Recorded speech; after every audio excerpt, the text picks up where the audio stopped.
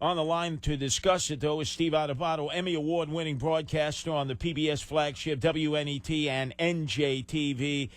Now, you're an optimistic guy, Steve. Is the president being too optimistic? Well, first of all, I give the president and the Republicans some credit. I didn't think it would happen, Curtis. I did not think that they would pass this bill in the House. That's first of all. Whether I think it makes sense or not is another story. But passing it in the United States Senate, a different body with a different ideology, even though the Republicans control the Senate, they are more moderate. They are not as inclined to go along with what the House has done. They are not going to go along with the pre-existing condition piece of this. They're not going to go along with some of the Medicaid cuts. Bottom line is this. President is optimistic. Good for him.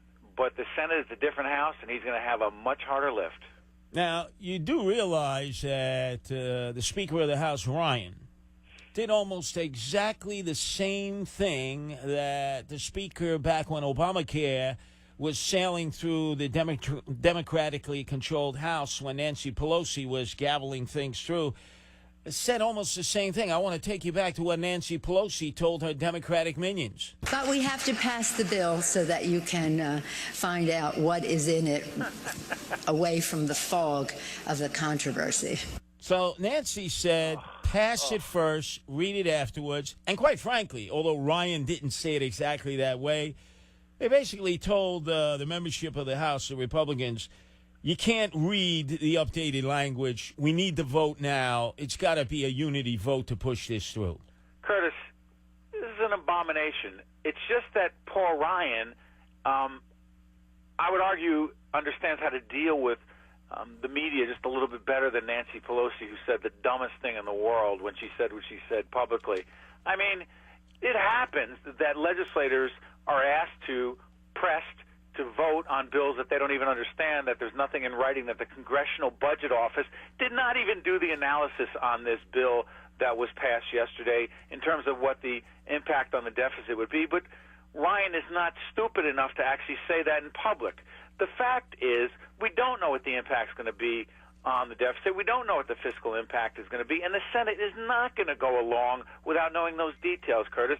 That's why, even though there was a ceremony yesterday at the White House, don't act as if this thing is passed into law and the president's about to sign it. They're only halfway through a 26-mile marathon.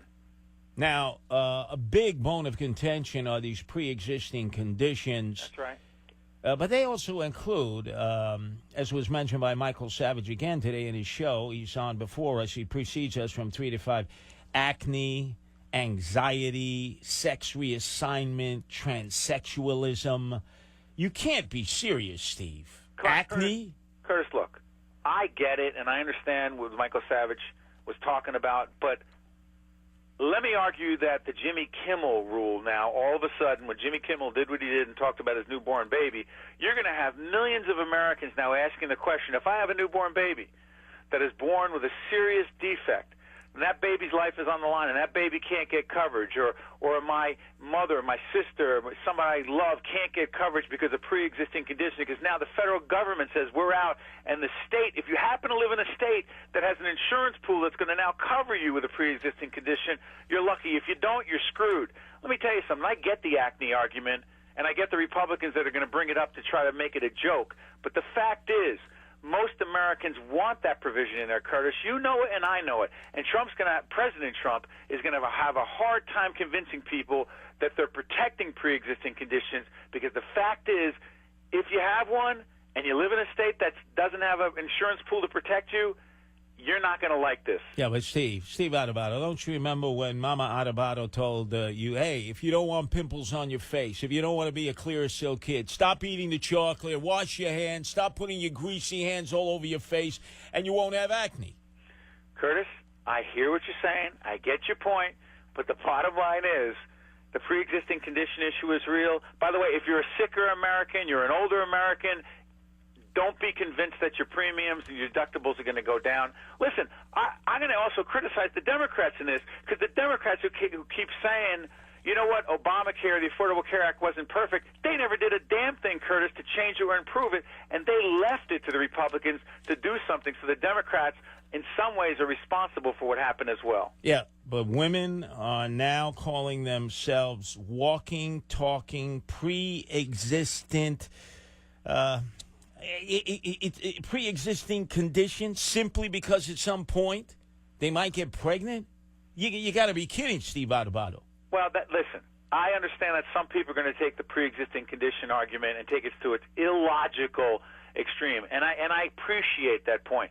I'm much more concerned, Curtis, about people who have cancer, people who have a child who's born who's very sick. Understood. But I'll give you another one. I'll give you another one. Cirrhosis of the liver. You know how you get that, by being half in the bag.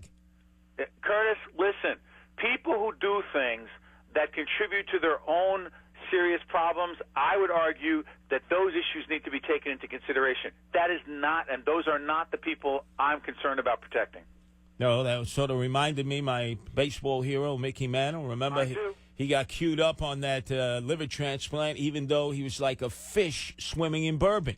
And he, by the way, Curtis, to his credit, and by the way, I'm actually looking right here in my office, a picture of Mickey Mantle. I can't believe the irony of that. He was my hero as well, but I say this, Mickey Mantle, to his credit, at the end said, I shouldn't have been on that list. I deserve what I got. I was the one who did that to my liver. Do appreciate that. That's Steve Adubato.